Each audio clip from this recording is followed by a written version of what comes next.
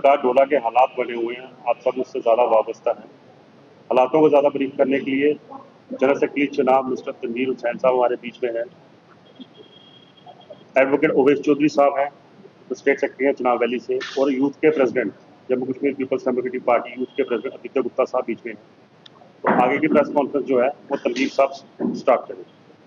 बहुत बहुत शुक्रिया। मैं तमाम मीडिया के साथियों का बहुत थैंक्स करता हूं कि आप शॉर्ट नोटिस में पीडीपी हेडक्वार्टर में आए।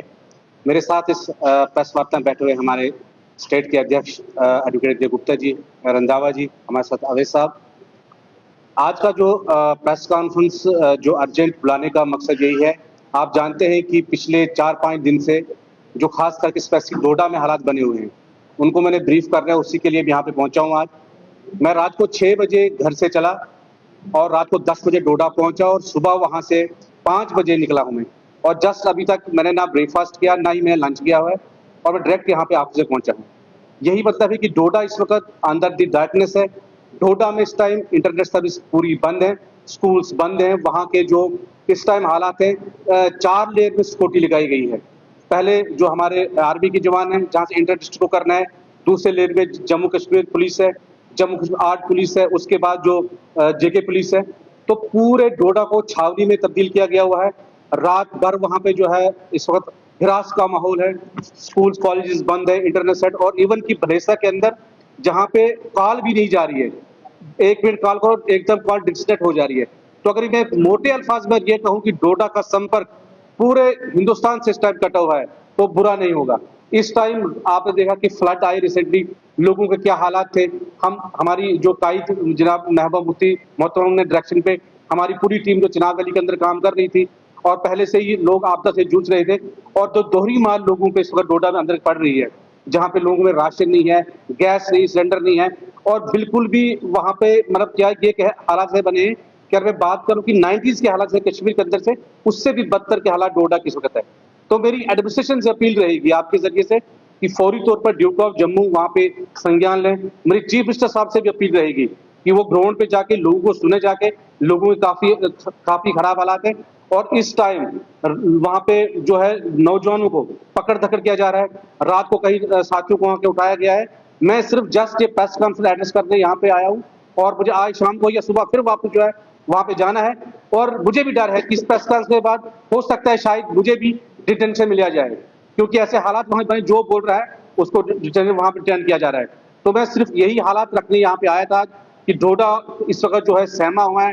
डोडा में इंटरनेट बंद है, वहाँ पे गाड़ियों को बिल्कुल भी कोई वहाँ मूवमेंट नहीं चल रही है, वहाँ पे टोटली जो है डिस्कनेक्ट किया गया है डोडा को इस वक्त। तो मेरी अपील है कि इस वक्त ठीक है, जो बाकी जो वहाँ पे इशू उठ रहा है इस टाइम, उस पर तो लोग बात कर रहे हैं, लेकिन जो अननसीब बेगुनाह नौजवानों को इस वक्त जेलों में डाला जा रहा है, जो वहाँ पे कोई लेडीज को वहाँ पे लाठीचार्ज हुआ है, वो एडमिट जीएमसी में है, उन लोगों की बात कौन करेगा इस टाइम? बाकी जनरल बात तो उस वक्त हो रही है वहाँ पे, लेकिन जो आम लोगों की हरासमेंट हो रही है उनके लिए कौन? तो इसलिए मेरी एडमिनिस्ट्रेशन से फिर एक बार अपील है कि फौरी तौर पर डोडा बिल्कुल जम्मू विजिट करें। सीएम साहब से अपील है कि वहाँ पे जाके लोगों के हालात जाने, बहुत वर्स्ट हालात वहाँ पे है।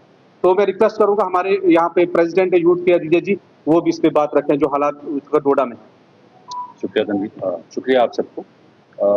तनवीर ने अभी बात बताई है कि ग्राउंड पे क्या है सिचुएशन, क्योंकि हम लोग पिछले 1 हफ्ते से एक पर्टिकुलर डिस्प्यूट जो एक अफसर और एक एमएलए के बीच में, हम उसी के बारे में बात कर रहे हैं, लेकिन असली जो इसमें नुकसान हुआ है वो डोडा के लोगों का। फ्लड सिचुएशन है, पस्सी गिरी हुई है, रोड बंद है, बिजली नहीं है।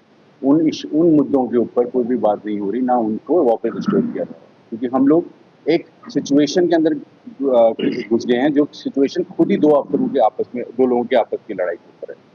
ये वक्त था जब चीफ मिनिस्टर जो इलेक्टेड रिप्रेजेंटेटिव है जम्मू कश्मीर के, उनको डोडा होना चाहिए। ये हम काफ़ी अजीब सी बात है कि चीफ मिनिस्टर साहब इस मामले में बिल्कुल चुप हैं। वो वकील, उनको इस वक्त पे उनको डोडा में होना चाहिए था, लोगों तक पहुंचना चाहिए था, लोगों को आश्वासन देना चाहिए था, क्योंकि जो अभी जिस तरीके से लोगों को डिटेन किया जा रहा है, पकड़ धकड़ हो रही है, वहाँ पर इलीगल डिटेंशंस हो रही हैं, प्रेशर यूज़ किया जा रहा है, फोर्स यूज़ किया जा रहा है अगेंस्ट नॉर्मल इनोसेंट सिविलियंस, उससे एक मैसेज जा रहा है ओवरऑल पूरे जम्मू कश्मीर रियासत में। जम्मू कश्मीर रियासत वापस आई है अपने पाँव पे जब उसका एक इलेक्शन उसने की, जिसमें लोगों ने बढ़ चढ़ के पार्टिसिपेट किया, लोगों का विश्वास आया कि इलेक्टेड रिप्रेजेंटेटिव है। उस इलेक्टेड चीफ मिनिस्टर को इस वक्त पे जो क्राइसिस सिचुएशन जो डिस्ट्रिक्ट डोडा फील कर रहा है उसमें वहां पर होना चाहिए।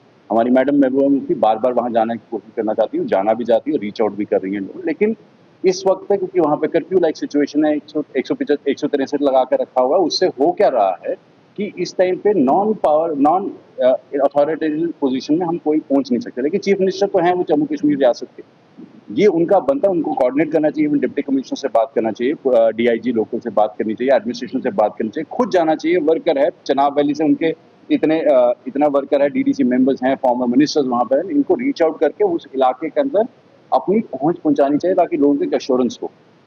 तो चीफ मिनिस्टर साहब का जो साइलेंस है वो एक किस्म का ये भी दर्शाता है कि चीफ मिनिस्टर साहब बेसिकली इस पूरे मसले में या पब्लिक सेफ्टी एक्ट के मसले में बात नहीं करना चाहते, क्योंकि असल मसला यहाँ पे पब्लिक सेफ्टी एक्ट है। पब्लिक सेफ्टी एक्ट किस तरीके से मिसयूज हो रहा है, किस लेवल पे मिसयूज हो रहा है, उस चीज के बारे में बात नहीं होती। ये वक्त है जब पब्लिक सेफ्टी एक्ट के मिसयूज को डिमॉन्स्ट्रेट। एक हफ्ते में हमने देखा है कि आप इलेक्टेड एमएलए के खिलाफ भी पीएसए लगाते हैं, कोर्ट कल फैसला सुनाती है जिसमें गलत आदमी पब्लिक सेफ्टी एक्ट में उठाया। पब्लिक सेफ्टी एक्ट आपकी right of freedom and liberty को कर्व करता है।